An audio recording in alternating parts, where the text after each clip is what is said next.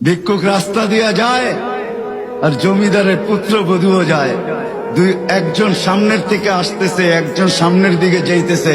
দুইজনের ক্রসিং এর সময় ভিক্ষুকের গায়ের কাদা জমিদারের পুত্রবধূর গায়ে লেগে গেছে। সে দুনিয়া আন্ধার করে ফেলছে, স্বামীকে টাইকা নিয়ে আসছে, বলছে ভিক্ষুক আমার কাপড় নষ্ট করে দিছে। সে শুধু ভিক্ষুক ছিল না, বৃদ্ধ ছিল। বৃদ্ধ ছিল না শুধু, জীর্ণ ছিল, শীর্ণ ছিল। শরীরে কাপড় ছিল না, ফাটা চিরা কাপড় ছিল। পায়ে জুতা ছিল না, পেটে ভাত ছিল না।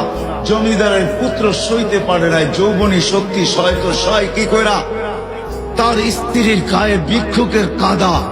বস সমগ্র শক্তিকে হাতে জমা করা, একত্র করা বৃদ্ধের গালে বসায়। বৃদ্ধ কিচ্ছু বলে নাই, শুধু উপরের দিকে তাকায় দুই তিনটা শব্দ উচ্চারণ করছেন। শব্দগুলা হলো ইয়া মাল্লাহ তারা হলো ওয়ুন, ও আল্লাহ চোখে দেখা যায় না। ও তারা কুল্লা শাই, তুই সব দেখিস। ফারা তারা মা বি, তুই কি দেখিস না আমার সাথে কি ঘটতেছে? এটা কি দেখিস না? বলতে দেরি যুবক, মরতে দেরি হয় না। জমিদার চলে আসছে, প্রতিশোধ নিবে। বৃদ্ধের একদিকে মুস্কি হাসি, একদিকে বলতেছে প্রেমের খেলা এমনই হয়।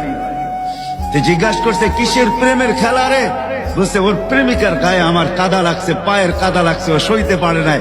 যৌবনী শক্তি দিয়ে আমার বৃদ্ধ গালে বসায় দিছে। আমাকেও একজন ভালোবাসে, সেও সইতে পারে না, সেও সইতে পারে না। ও তো থাপ্পড় দিয়া ক্ষান্ত, সে জান নিয়ে নিছে, জান।